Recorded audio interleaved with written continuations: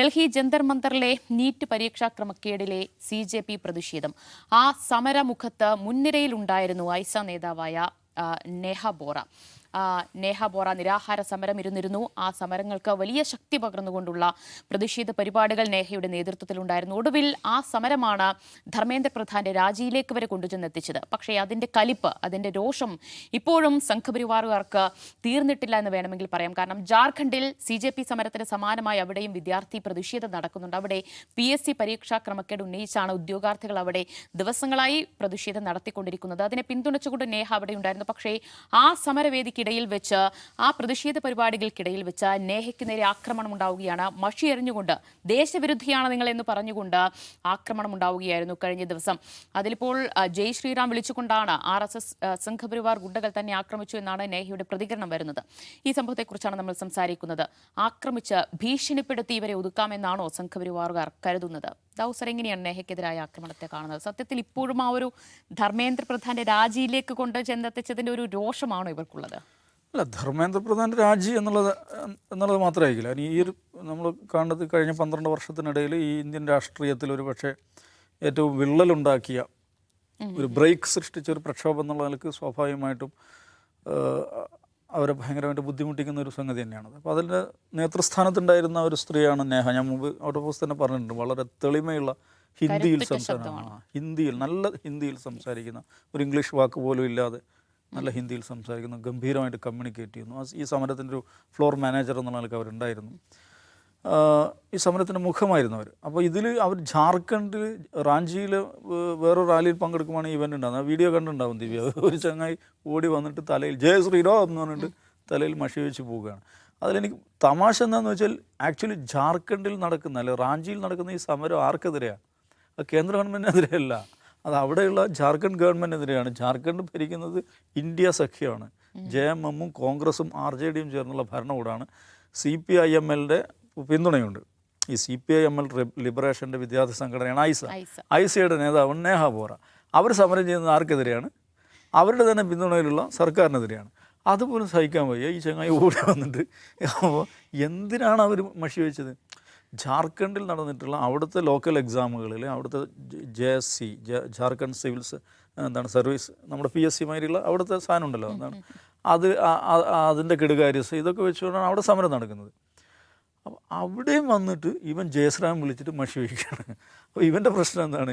ഇവർ ജാർഖണ്ഡ് സർക്കാരിനെതിരെ സമരം, ഇതൊന്നുമല്ല, ഇവളെ കാണാൻ പറ്റില്ല. അപ്പോൾ ഇവൻ പറയുന്നുണ്ട് ഇത് എന്താണ്, ദേശദ്രോഹികളാണെന്നൊക്കെ പറയുന്നുണ്ട്. അപ്പോൾ ഇതാണ് പ്രശ്നം. ഈ സമരവും ഈ കുട്ടികളുണ്ടാക്കിയിട്ടുള്ള മുഴക്കം അത് ദേശദ്രോഹമാണ് എന്നുള്ളൊരു നറേറ്റീവ്, അതാണ് ഇവർ ഫീഡ് ചെയ്യുന്നത്. ഇത് മാത്രമല്ല, ഞാനൊക്കെ ഈ ദിവസങ്ങൾ ഏറ്റവും പ്രധാനപ്പെട്ട ഒരു എൻജോയ്മെൻ്റ് എന്ന് പറയുന്നത് നമ്മുടെ ഇന്ത്യയിലെ ഔദ്യോഗിക ഇന്ത്യൻ വലതുപക്ഷത്തിൻ്റെ സ്റ്റാൻഡപ്പ് കൊമേഡിയൻ ഉണ്ടല്ലോ, അർണബ് ഗോസ്വാമിയുടെ വീഡിയോകൾ കാണുക എന്നുള്ളതാണ്. അപ്പോൾ ഇന്നലെ രാത്രി പുള്ളി പറഞ്ഞുകൊണ്ടിരിക്കുന്നതെന്ന് വെച്ചിട്ടുണ്ടെങ്കിൽ പുതിയൊരു കുറേ കടലാസൊക്കെ കൈപിടിച്ചിട്ടാണ് വന്നിരിക്കുന്നത്. ഇത് കൃത്യമായിട്ടും FCRA അമെൻമെൻറ്റ് ആക്ട് ഉണ്ടല്ലോ, അതിനെ പൊളിക്കാൻ വേണ്ടിയുള്ള ഒരു അമേരിക്കൻ പ്ലോട്ടാണ്. അതിൻ്റെ ഭാഗമായിട്ട് അതിൻ്റെ ക്രോണോളജി നോക്കും, അങ്ങനെയൊക്കെ എന്തൊക്കെയോ പറയുന്നുണ്ട്. അപ്പോൾ ഈ FCRA അമെൻമെൻറ്റ് ആക്ട് ഈ പാർലമെൻറ്റ്, രാജ്യസഭാ സെക്രട്ടേറിയറ്റോ ലോക്സഭാ സെക്രട്ടേറിയറ്റോ ബിസിനസ് വരുന്നു എന്ന് നോട്ടിഫൈ ചെയ്യുന്നതിന് മുമ്പേ അമേരിക്കയിലെങ്ങാണ്ട് ഏതോ ചങ്ങായി ഇതേക്കുറിച്ച് പറഞ്ഞു. അത് കഴിഞ്ഞ് ഇത്രാമത്തെ ദിവസം CJP-യുടെ മറ്റേ അക്കൗണ്ട് പ്രത്യക്ഷപ്പെടുന്നു, ഇൻസ്റ്റാഗ്രാം അക്കൗണ്ട്. അതിന് 3-ാം ദിവസം പിന്നെ ഇത്ര ഫോളോവേഴ്സ് ഉണ്ടാകും. അപ്പോൾ ഇത്രയും ഫോളോവേഴ്സ് ഉണ്ടാണെങ്കിൽ അത് ബോട്ടാണ്, ഫണ്ട് ഫാമിംഗ് ആണ്, അതിന് ഇത്ര പൈസ. സിയറ ലിയോൺ, പലസ്തീൻ ടെറിട്ടറീസ്, പിന്നെ യുഗാണ്ട, ഇവിടെ നിന്നൊക്കെയാണ് ഇതിൻ്റെ ഫോളോവേഴ്സ് ഉണ്ടായിട്ടുള്ളത്. അപ്പോൾ ഇങ്ങനെയൊക്കെ പോയിട്ട് പിന്നെ നെക്സ്റ്റ് വീക്ക് മാർക്കോ റൂബിയോ ഇന്ത്യയിൽ വരുന്നു. മാർക്കോ റൂബിയോ എവിടെയാണ് പോകുന്നത്? ബോംബെയിലാണോ ഡൽഹിയിലാണോ? ഒന്നുമല്ല. മാർക്കോ റൂബിയോ നേരിട്ട് പോകുന്നത് കൊൽക്കത്തയിൽ മിഷണറീസ് ഓഫ് ചാരിറ്റീസ്, നമ്മുടെ മദർ തെരേസയുടെ ആഫീസിലാണ് പോകുന്നത്. അപ്പോൾ ഇതൊരു വൈഡർ കൺസ്പിറസി, അമേരിക്കയിൽ നിന്ന് എൻജിനീയർ ചെയ്തിട്ടുള്ള ഒരു പ്രൊട്ടസ്റ്റാണ്, ഇതാണ്. അത് ബേസിക്കലി ഈ നീറ്റും ഇതൊന്നുമല്ല വിഷയം, ഇത് FCRA ആണ് വിഷയം. നമ്മുടെ രാജ്യത്തെ തകർക്കാൻ വേണ്ടി ഒരു ഡീപ്പ് സ്റ്റേറ്റ് ഇൻ പ്ലേ എന്നുള്ളതാണ് പുള്ളിയുടെ വാദം. അപ്പോൾ ആ ഡീപ്പ് സ്റ്റേറ്റിൻ്റെ ഒരു പ്രോഡക്റ്റ് മാത്രമാണ് CJP. എന്ന് പറഞ്ഞാൽ മഴ പെയ്തു, പക്ഷേ മഴ തോർന്നു, പക്ഷേ മരം പെയ്തുകൊണ്ടിരിക്കുകയാണ്. ഇപ്പോഴും ഈ പറയുന്ന ഈ CJPക്കെതിരായി പ്രൊട്ടസ്റ്റിനെതിരായിട്ടുള്ള ക്യാമ്പയിൻ, സ്മിയർ ക്യാമ്പയിൻ, അതിനെതിരായിട്ടുള്ള ദേശദ്രോഹ ആരോപണങ്ങൾ വലിയ തോതിൽ അവരുടെ എക്കോസിസ്റ്റം നടന്നുകൊണ്ടിരിക്കുന്നുണ്ട്. അതിൻ്റെ ഭാഗം അതൊക്കെ വായിച്ചും ഈ അർണബ് ഗോസ്വാമിയുടെ ഇതൊക്കെ കേട്ടൊരു ചങ്ങായിരിക്കും ഈ കക്ഷി. അവനൊരു കോളേജ് സ്റ്റുഡൻ്റാണ് കേട്ടോ, ഈ ജയശ്രായം വിളിച്ച് മഷി വെച്ചിട്ടുള്ള ആൾ. അപ്പോൾ അതിൻ്റെ ഒരു മാനിഫെസ്റ്റേഷനാണ് കാണേണ്ടത്. ഇന്ത്യയിൽ നമുക്ക് കഴിഞ്ഞ 12 വർഷമായിട്ട് ഈ റെജീം നിലനിന്നതിൻ്റെ അതിൻ്റെ ഏറ്റവും പ്രധാനപ്പെട്ട ഒരു ഊർജ്ജം എന്ന് പറയുന്നത് നിശബ്ദതയായിരുന്നു. കനത്ത നിശബ്ദത, എന്താണ് കാതടപ്പിക്കുന്ന നിശബ്ദത എന്നൊക്കെ പറയില്ല, അങ്ങനത്തെ ഒരു നിശബ്ദതയുടെ വലിയ ആവരണത്തിൻ്റെ സംരക്ഷണയിലാണ് ഈ ഗവൺമെൻറ് മുന്നോട്ട് പോയിരിക്കുന്നത്. ആ നിശബ്ദത, ഞാൻ മുമ്പ് പറഞ്ഞു, ആ നിശബ്ദതയുടെ മതിലിൽ വിള്ളൽ വീണു എന്നുള്ളതാണ് ഈ CJP പ്രൊട്ടസ്റ്റിൽ, ഈ വിദ്യാർത്ഥി പ്രക്ഷോഭത്തിൻ്റെ ഏറ്റവും പ്രധാനപ്പെട്ട ടേക്ക് ഹോം എന്ന് പറയുന്നത്. അല്ല ധർമ്മേന്ദ്ര പ്രധാൻ രാജിവെച്ചോ ഇല്ലയോ എന്നുള്ള, അങ്ങനെ രാജിവെച്ചുകൊണ്ട് പ്രത്യേകിച്ച് ഒന്നും സംഭവിക്കാൻ പോകുന്നില്ല. പക്ഷെ ആ നിശബ്ദതയുടെ ആ വലിയ മതിൽ, അതിനകത്ത് വിള്ളൽ വീണിട്ടുണ്ട്. അപ്പോൾ സ്വാഭാവികമായിട്ടും അതിന് നേതൃത്വം നൽകിയ മനുഷ്യരോടുള്ള ഇറയും കലിപ്പും അത് ജയ് ശ്രീറാം വിളിച്ച് പ്രകടിപ്പിക്കുക എന്ന് മാത്രമേ. യെസ്, അപ്പോൾ ഇതൊരു സൂചനയാണോ നിഷാദ്? നിങ്ങൾ ചിലരുടെ കണ്ണിലെ കരടായി മാറിക്കഴിഞ്ഞു, അപ്പോൾ ഇതുപോലെയുള്ള ആക്രമണങ്ങൾ ഇനിയും പ്രതീക്ഷിക്കേണ്ടതുണ്ട് എന്ന സൂചനയാണോ? അല്ല, നമ്മൾ നോക്കേണ്ട കാര്യം ഇപ്പം പ്രധാനമന്ത്രി വന്നിട്ട് ഇവരെ എല്ലാം ഫ്രണ്ട്സ് എന്ന് വിളിക്കുന്നു. മോഹൻ ഭാഗവത് വന്നിട്ട് ജൻസികൾ നല്ല ചെറുപ്പക്കാരാണ്, അവരെ ഞാൻ കണ്ണടച്ച് വിശ്വസിക്കും, നല്ലവരാണ് എന്നൊക്കെ പറയുന്നു. എന്നിട്ട് അതേ മോഹൻ ഭാഗവതിൻ്റെയും പ്രധാനമന്ത്രിയുടെയും ആളുകൾ ഇപ്പുറത്തൂടെ വന്ന് എന്ത് ചെയ്യുന്നു? മോഹൻ ഭാഗവതിൻ്റെയും മോദിയുടെയും കുട്ടികൾ, 2 കുട്ടികളാരാണ്? ഒന്ന് ഇന്ന് മഷി ഒഴിച്ച കുട്ടി, മറ്റൊന്ന് ഈ പറഞ്ഞ അർണബ് ഗോസ്വാമി എന്ന കുട്ടി. അവരെന്താണ് ചെയ്തുകൊണ്ടിരിക്കുന്നത്? അപ്പോൾ RSSനെ അല്ലെങ്കിൽ നരേന്ദ്രമോദിയെ, സംഘ് പരിവാറിനെ വിശ്വസിക്കാൻ പാടില്ല എന്ന് ജൻസിയെ വീണ്ടും വീണ്ടും ഓർമ്മിപ്പിക്കുന്ന സന്ദർഭങ്ങളായത്. ഒരു വശത്തൂടെ ഒന്ന് ഫ്രണ്ട്സ് എന്ന് വിളിച്ച് നരേന്ദ്രമോദിയെ കെട്ടിപ്പിടിക്കാൻ ശ്രമിക്കുന്നു. മറുവശത്ത് ഒരു സ്റ്റേജ് ക്രിയേറ്റ് ചെയ്ത് ജൻസിയോട് സ്നേഹാലിംഗനങ്ങളോടെ സംസാരിക്കാൻ മോഹൻ ഭാഗവത് ശ്രമിക്കുന്നു. മറുവശത്ത് അവരെ ഏറ്റവും വൃത്തികെട്ടവരാക്കി ചിത്രീകരിക്കാനുള്ള ശ്രമം ആര് നടത്തുന്നു? സെയിം ക്യാമ്പയിൻ നടക്കുന്നു. അതാണ് ഞാൻ പറഞ്ഞത്, RSSനെ സംബന്ധിച്ച് ഒരിക്കലും ജൻസിയുമായിട്ട് അല്ലെങ്കിൽ സമരം ചെയ്യുന്ന വിദ്യാർത്ഥികളുമായി ഒരു ഹെൽത്തി എൻഗേജ്മെൻറ്റ് സാധ്യമേ അല്ല. കാരണം 2 കാര്യങ്ങളാണ്. ഒന്ന്, RSSന് അവർ പറയുന്ന കാര്യങ്ങൾ മനസ്സിലാവില്ല. 2, അവരുടെ മുദ്രാവാക്യങ്ങൾ ഒരിക്കലും RSSന് എടുക്കാൻ കഴിയാത്തതാണ്. കാരണം അവർ സംസാരിക്കുന്നത് എന്താണ്? സഹവർത്തിത്വത്തിൻ്റെ ഭാഷയാണ്, ജനാധിപത്യത്തിൻ്റെതാണ്. അത് ഇവിടെ എടുക്കാൻ പറ്റില്ലല്ലോ, കാരണം ഇവിടെ വേറെ പരിപാടി നടത്തിക്കൊണ്ടിരിക്കുകയാണ്. രണ്ടാമത്തേത് എന്ന് പറഞ്ഞാൽ അവർ പറയുന്ന മനുഷ്യത്വം എന്നൊക്കെ പറഞ്ഞ ആശയം എടുക്കാൻ ശേഷിയുള്ള പൊളിറ്റിക്സ് അല്ല ഇവർ കൊണ്ടു നടക്കുന്നത്. അപ്പോൾ ഇതിൻ്റെ ഒരു കാര്യമുള്ളത്, അതായത് നമുക്കെല്ലാവർക്കും ഒരുമിച്ചാണ് പോവേണ്ടത്, രാഷ്ട്രത്തെ നമ്മൾ ഒരുമിച്ചാണ് പുനഃസൃഷ്ടിക്കേണ്ടത്, അല്ലെങ്കിൽ നമ്മൾ ഉയർത്തിക്കൊണ്ട് വരേണ്ടതെന്നൊക്കെ മോഹൻ ഭാഗവത് പറയുമ്പോൾ മോഹൻ ഭാഗവതിൻ്റെ ആളുകൾ ഇവരെ ഇപ്പോഴും അങ്ങേ അറ്റത്തെ വിദ്വേഷത്തോടെ കാണുകയാണ്. അതുകൊണ്ടാണ് ഈ TV ആങ്കർ ഇത് മൊത്തം വിദേശ ഗൂഢാലോചനയാണ്, ഇവർ രാഷ്ട്രത്തിൻ്റെ ആളുകളല്ല എന്ന് പറയുന്നതിൻ്റെ കാര്യം ഇതാണ്. ഒരേ സമയം ഓർഗനൈസറിൽ ഈ ലേഖനം വരും. ഈ പറയുന്ന മോഹൻ ഭാഗവത് വന്നിട്ട് കുട്ടികളെ നമ്മളെല്ലാം ഒന്നാണെന്ന് പറയുമ്പോഴും മോഹൻ ഭാഗവത് ഇറങ്ങി വരുന്നത് ഇവിടെ നാഗ്പൂരിലെ ആപ്പീസിൽ അടിച്ചിറക്കുന്ന ഓർഗനൈസറിൽ ഈ കുട്ടികൾ മുഴുവൻ രാജ്യദ്രോഹികളാണെന്ന സാധനം അടിച്ച് വിതരണം ചെയ്തുകൊണ്ടിരിക്കുകയാണ്. പക്ഷേ ഇപ്പുറത്ത് വന്ന് അദ്ദേഹം പറയും നമ്മളെല്ലാവരും നല്ലവരാണ്. അത് മോദിയും പറയും, ഫ്രണ്ട്സ് എന്ന് വിളിക്കും, ഞാൻ എന്തായാലും പറയില്ലേ. പക്ഷേ അതിൻ്റെ കൂടെ മറ്റേ ഉള്ള ലാത്തി സൈഡിൽ കൂടെ കൊടുത്തു വിടും. കയ്യെ ചരട് കെട്ടിയ ഗുണ്ടകളെയും ലാത്തിയും പോലീസും എല്ലാം പറഞ്ഞു വിട്ട് കുട്ടികളെ എന്താണ് ചെയ്യേണ്ടതെന്നുള്ള പരിപാടിയും വേറെ എടുക്കും. സത്യത്തിൽ നല്ല ഭയം അവർക്ക് കുടുങ്ങിയിട്ടുണ്ട്, അതാണ് അവരുടെ പ്രശ്നം. ഇന്നിപ്പോൾ മഷി ഒഴിച്ച കക്ഷി പറയുന്നത് ഉമർ ഖാലിദിനെ പിന്തുണയ്ക്കുന്ന ആളാണ് നിങ്ങളെന്നാണ്. കാരണം ഉമർ ഖാലിദിനെ പിന്തുണയ്ക്കാന്ന് വെച്ചാൽ നിങ്ങൾ ഈ രാജ്യത്ത് ഞങ്ങൾക്ക് ഇഷ്ടമില്ലാത്ത ആളുകളെ പിന്തുണയ്ക്കുന്ന ആളാണ്, നിങ്ങൾ ആക്രമിക്കപ്പെടും എന്നുള്ളതാണ്.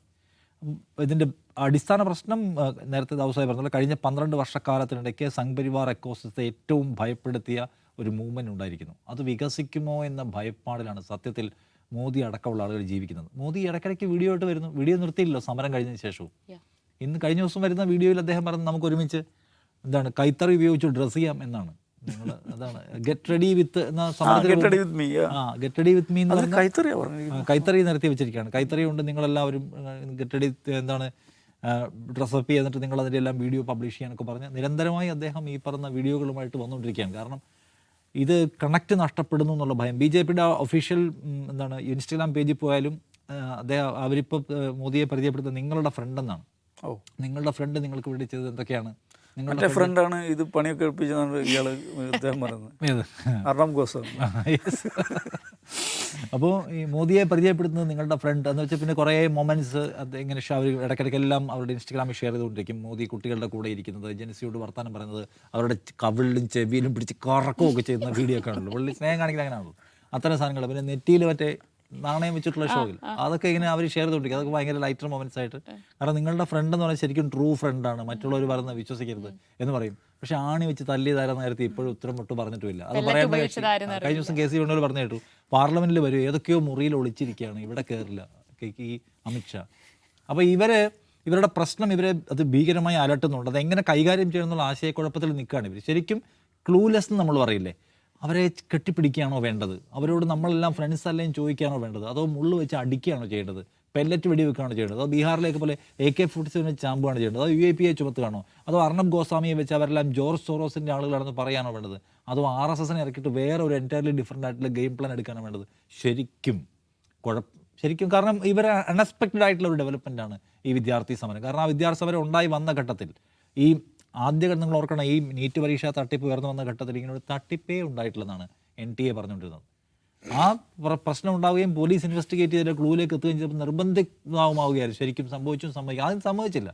അതായത് ഒരു ഘട്ടത്തിലും ഇവർ തന്നെ പറയുന്നുണ്ട്, കേന്ദ്ര സർക്കാരല്ലേ ആക്ഷൻ എടുത്തത്, കേന്ദ്ര സർക്കാരല്ലേ അവസാനം ധർമ്മേന്ദ്ര പ്രധാനെ മാറ്റി വരച്ചതെന്ന്. കേന്ദ്ര സർക്കാർ ഫ്രം ദ വെരി ബിഗിനിങ് ഇതിൽ തൊടാതിരിക്കാൻ പരമാവധി ശ്രമിക്കുകയും ഈ കുട്ടികളെ ആക്ഷേപിക്കാൻ ശ്രമിക്കുകയും ചെയ്തു. അപ്പോൾ അതിൽ നമ്മൾ മനസ്സിലാക്കേണ്ടത്, അതിൻ്റെ ക്രോണോളജി പരിശോധിച്ചാൽ മനസ്സിലാക്കേണ്ടത്, ഇവരൊരിക്കലും പ്രതീക്ഷിച്ചില്ല ഇങ്ങനൊരു സമരം വികസിച്ചു വരുമെന്ന്.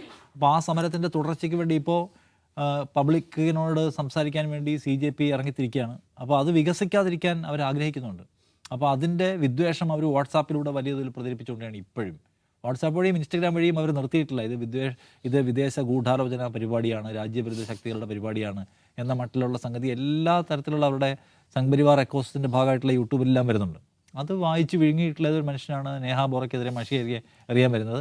എനിക്ക് തോന്നുന്നു അതൊക്കെ അവരെ കൂടുതൽ പ്രചോദിതമാക്കേ ഉള്ളൂ. കാരണം അത്തരം സംഗതികളാണ് അവരെ കൂടുതൽ ഉയർത്തുക, ഈ സംഗതികൾക്കെല്ലാം കൂടുതൽ അട്രാക്ഷൻ കിട്ടുക. കാരണം ഇവർ 10-20 ദിവസം നിരാഹാരം കിടന്ന ആളാണ്, 23 ദിവസം.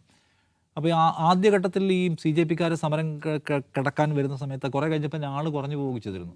പക്ഷേ സോനം വാങ്ചുക്കിൻ്റെയും നേഹ ബോറയുടെയൊക്കെ നിരാഹാര സമരവും അവർ മരിച്ചു പോകുന്നുള്ള ഭീതിയുമാണ് ആളുകളെ പിന്നെ ഇമോഷണലി കണക്ട് ചെയ്തത്.